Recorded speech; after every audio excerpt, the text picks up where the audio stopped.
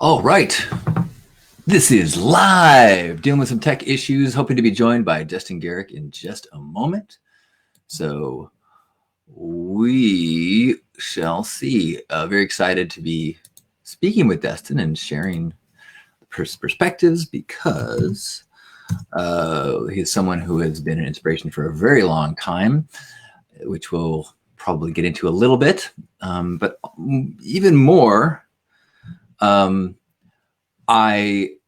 he's got a book coming out next week, and full disclosure, I want you to buy this book. I want all of us to buy this book when it goes on sale on Tuesday, the 7th, and make a rustle, ripple out to the world and get it noticed, because I'm going to stay on point and not get into the news, but we need some guidance in this world, and the masculine needs some guidance, and Destin has done so much work and has so much to say. So excited to talk to Destin, excited for you to read his book, but here's a little sneak of the man himself. Let's see if they will make this tech work. Welcome, Destin. And we're live. Yeah. Okay. Thank you for taking your time out of today. I know that you are working on this launch, as well as being a father and a husband and a man in all of the titles. So thank you for being here today. All of the titles. Thank you. It's always I always enjoy talking to you, John.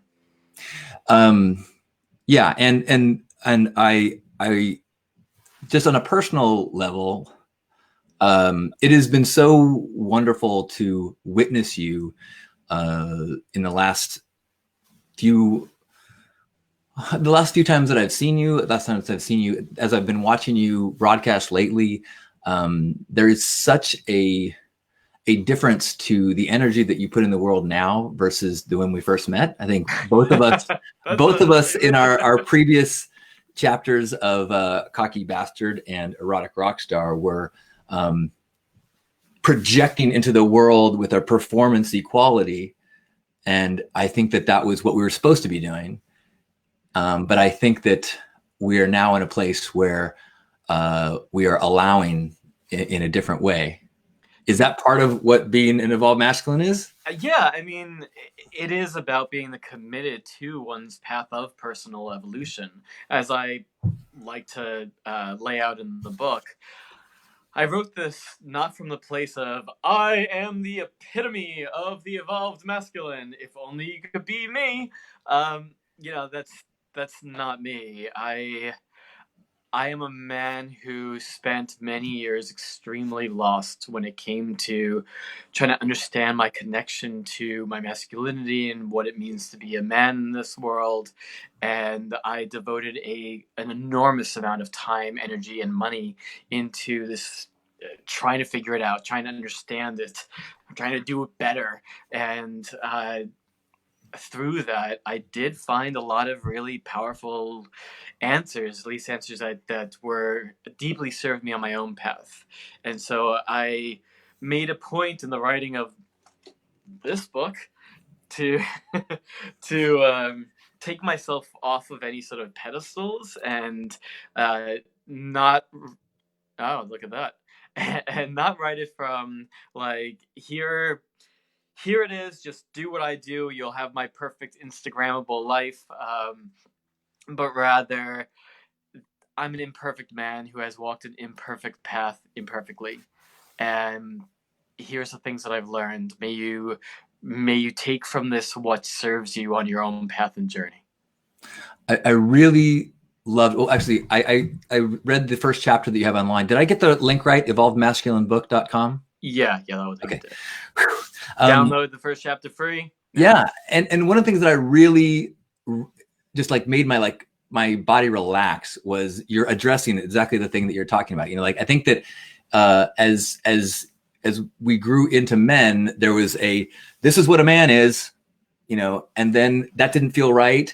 And then we start to read a book like way a superior man that says this is what a man is, and you're like, and there's it's like I'm tired of trying to be what I'm supposed to be, and I love that the kind of the quest for yourself and the permission to be that seems to be so much more important. Yeah, you brought up David Data's Way of the Superior Man, which, particularly during our era, so to speak, of coming into ourselves as men, it was dominant it's particularly in conscious, spiritual, whatever types of circles, and it definitely had a big impact on me. But not all of that impact was positive, and I lay out there as well, like I kind of I have a little smile about the fact that in my introductory chapter, I have the phrase "screw what David Data says," uh, but at the same time, I hold a certain reverence. I mean, I stand on his shoulders. I can see things that I see in part because of a foundation that he has laid, even including the things that I'm like, yeah, I don't agree. And I think I know that we've talked about how I have a real resistance when anyone is talking to me and giving me an answer that doesn't kind of allow me to come to that answer or come to my perception of it. And I feel like that was the tone that you're putting forth of let me share the lessons I've learned and let you come to them as suits you. Because I'm the same way as you. Yeah. Like, I'm a freaking rebel at heart. Yeah. If you tell me what I'm supposed to do, my first instinct is to resist doing that and maybe do its exact opposite. So, Yeah. so I know how I work. I mean, I know, some people do very well with just do this. And, like, I do think that I put forward some extremely valuable tools, lessons, what have you in the book. And also, my consistent message is just try it on. Be a skeptic, but an open minded skeptic. See what works for you. There's that quote by Bruce Lee. I'm going to do my best here. Uh, Take on what is useful, discard what is not, add what is uniquely your own. That's a good one. So I know that you have a history and some experience in the realm of sexuality. How much of the Evolved Masculine is about sexuality? Within the book, 40%, probably. It is not insignificant.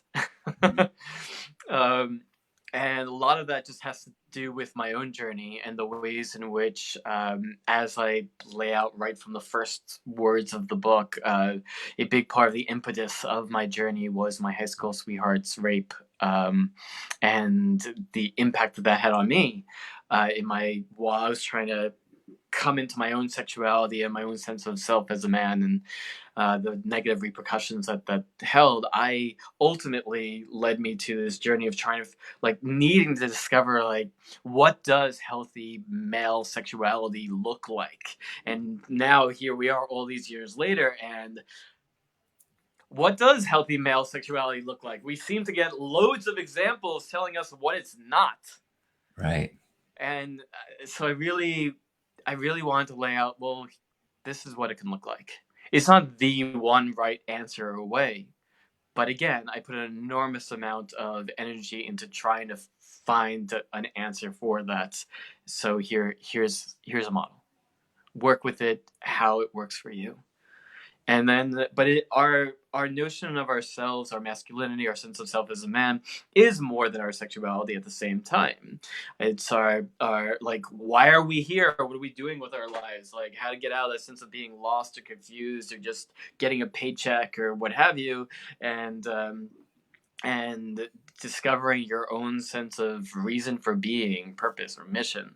It's about repair, confronting your wounds around your masculinity, your distrust of other men, your wounds around femininity, your distrust of women, uh, Yeah. how we relate to women and the feminine beyond the sexual as well, and learning to receive the feminine and the gifts that she has to offer to us as men.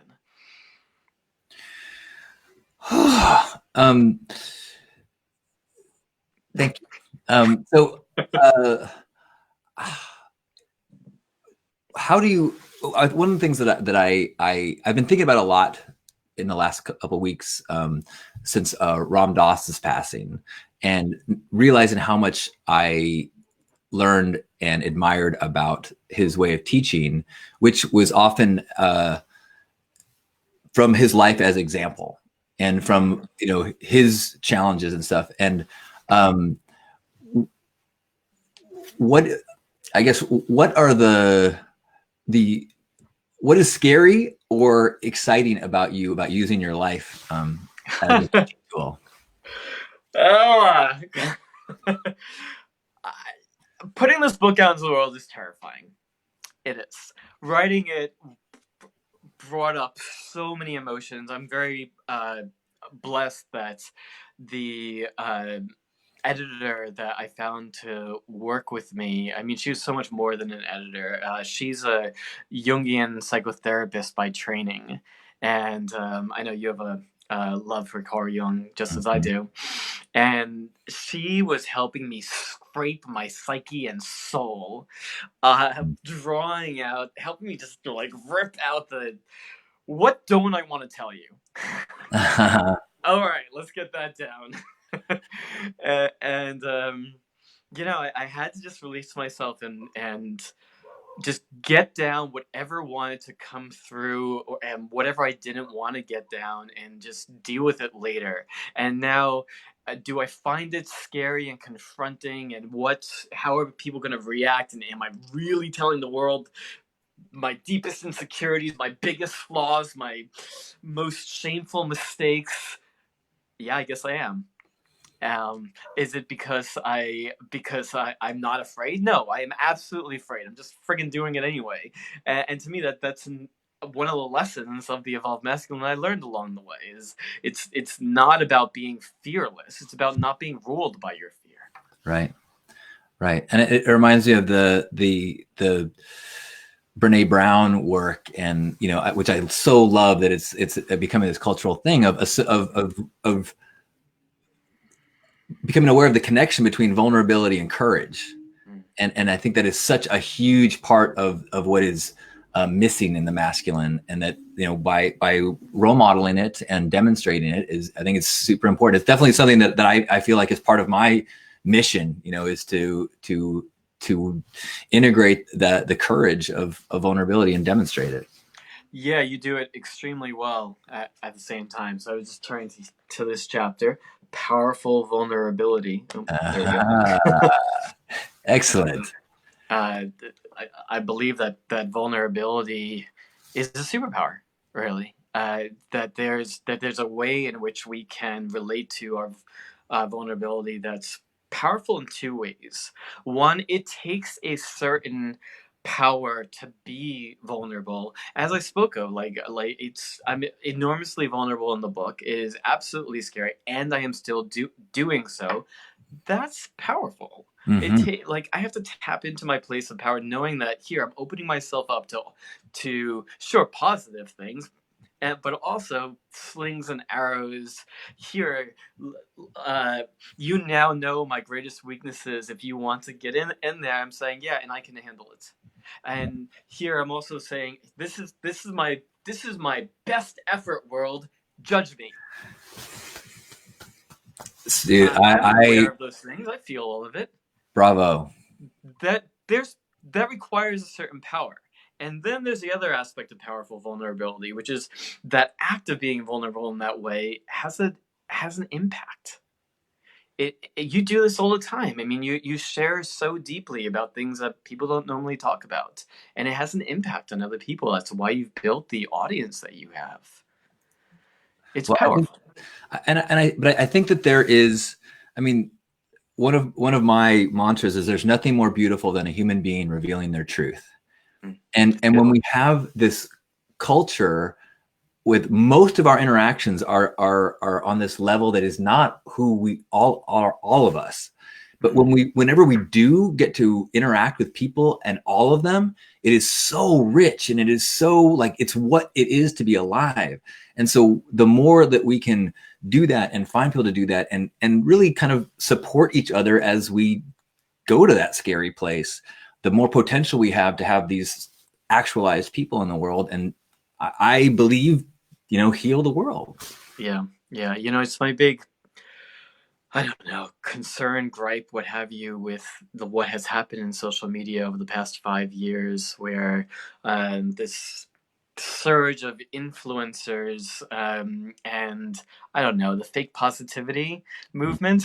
I'm a big fan of where we place our attention and our energy is the direction we're going to grow. Absolutely, but I'm concerned of the denial of our darkness, our difficult aspects of self and life. And so much of social media is, look how amazing my life is, look how amazing I am. And it's Mhm. like, you know what? My life is amazing and I am amazing. And my life can be really difficult. And I spent New Year's Day at urgent care with my toddler. She's fine, by the way. She's everything's okay. But life is the all. Uh, Right. I still, I still have times where I'm really sad. Mhm. I still have times where I get really angry in a way that I don't want to be. Still times where shitty things happen around me or to me. And yes, I've experienced an incredible amount of pleasure in my life. An incredible amount of beauty and experience and life. Uh, Life is the whole. And how are we with the entirety of life? And I And think that's the there's mantra something always. really important about sharing, as you did, just the struggle with the triumph, because especially as a teacher, as someone who is working really hard to get to highs and awarenesses and plateaus that are at maybe above the baseline normal of culture, but when you can share that I don't live up here, I have a real life, it makes it so that everybody on their journey can see everyone else as a peer. And it Yeah. is so empowering when you're struggling to know that that guy who's fucking rocking it has been here and sometimes comes down here, and that means I can get there, and I got to just keep going. And that is why I wrote my book the way that I wrote it. Yeah. Awesome. Yeah. um is uh is there anything that is going to surprise us? Well, actually, there's probably a lot about you, but Yes. is Yes, there there is. is there if you're just joining, Destin's book comes out on Tuesday next week, the 7th. Please buy it on Tuesday. It is an important work, and we really want to make a ripple in awareness on that day, so that more people who are not as connected can notice and be attracted to this information. It is white blood cells for a sickness in the world, and we need it. So this Tuesday, get on to your bookstore or your online retailer. Yeah, thank you. I appreciate the way that you put it. So yeah, again, particularly if you're tuning in now, you can download the first chapter free, just to get a sense of what this is, so that you know whether this is for you or not. EvolveMasculineBook.com will give you that, and we'll also share with you about the bonuses that I set up to ethically bribe you to buy your copy on Tuesday. By doing so, by getting this surge of sales on that first day, really helps with Amazon's algorithms moving forward, which does really help with just that further spread. I'm all in on this. John's known me for more than a decade. He knows like the things that I do, like I do not hold back. I freaking do them, and so in writing this book, it was something that I resisted for years, to be honest. Um, I didn't really consider myself a writer, let alone somebody who would write a 300-page book. Um, but particularly with the catalyst of the Me Too movement, amongst other things, it just became clear like I can't hide, I can't hold back any longer. And honestly, I wrote this book in part um, to commit to myself to step fully onto the largest stage possible and really help drive this larger cultural conversation that we're having around men, women, sex, power, etc. We we're having the conversation on a national level, and sometimes, quite honestly, we could be having it better. And rather than just complain about it over here, I'm committed to helping us have it better. So this is me asking for your help as well. This is going to, I got you in double vision now. Oh, I I think need it's my just you. VR glasses.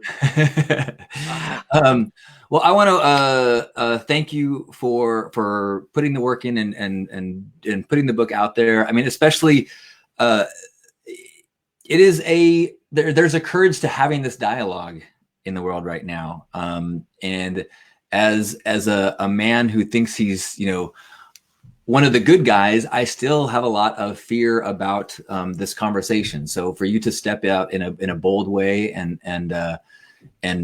be a voice in it, I just want to thank you for that. Thank you. Just before we close, I just want to speak to what you said around that good guy component. Mm-hmm.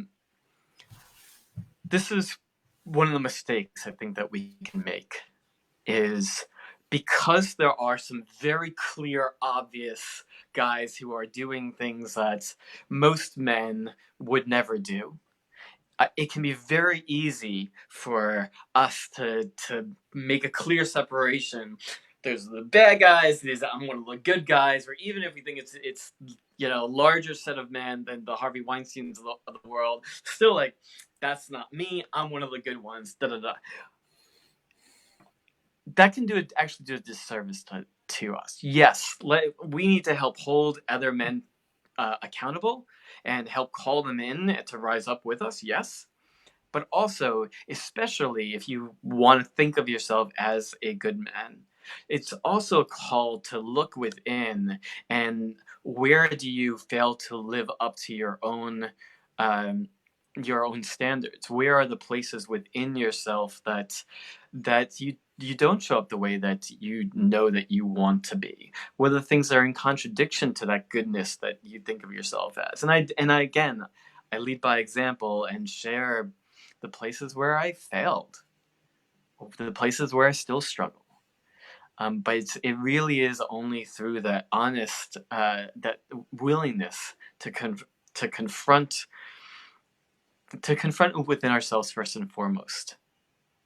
I mean that's part of how this change will really occur. That goes back to the courage part, because that's a doozy for the man in me to be present for the things I could do better. One more question from chat before we go, or from comments. Carol's asking, what can women take away from this book? Yeah, great question. So I did very clearly write it honestly, I wrote it with a 25-year-old man in my mind. Though I know there will be read by much more than that. And quite honestly, there's a good chance more than half the readers will end up being women. so what will you get from it? One, honestly, hope. A lot of women today struggle with their hope and trust in men and men's own evolutionary journey.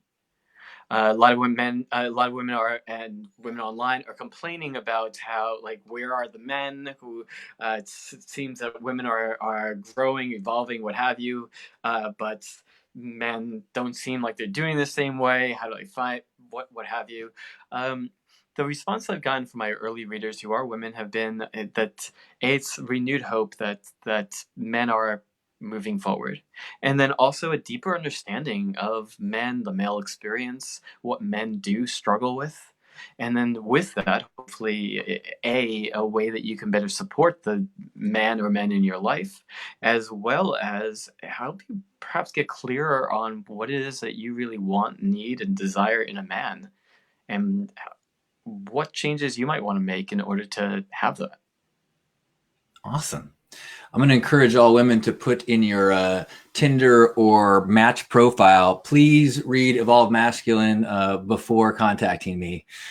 Destin, oh, it's always so good to talk to you. I'm so happy for the world and proud of you that this book is coming out. I will get my copy on Tuesday. Please, everybody, get your copy on Tuesday. And good luck with everything. Any final words for us? Yeah, since this is your audience, I'm gonna tell you something. I'm gonna tell them something I've told you more than once. Like, John was a pivotal part of my own growth and evolutionary process. I'm 41 now, but I've known him since I think he first came on my radar in 2005, which is 15 years ago now. I was 26 years old. I was absolutely lost, really small in my expression in the world, and had a really hard time finding role models. And here was this pink haired, gender bending freak of a man, extremely overt in his sexual expression, playing all over the place with a this incredibly chiseled masculine body on one hand, and pink hair, dolled up makeup, feminine aesthetics that he'd mix in audaciously. And I was like, who is this? What the fuck? And it incredibly inspired me, and it gave me so much permission to explore and play and lean in, and without a doubt, it was a massive influence on the creation of my proto evolved masculine, of my erotic rock star self. So don't just want to say that Cocky Bastard and Erotic Rockstar. I mean, Cocky Bastard preceded and inspired the Erotic Rockstar. So thank you. I'm so honored to be your friend and walking the path with you. I love you, and thank you for being with me today and all of us. Likewise. Thank you so much.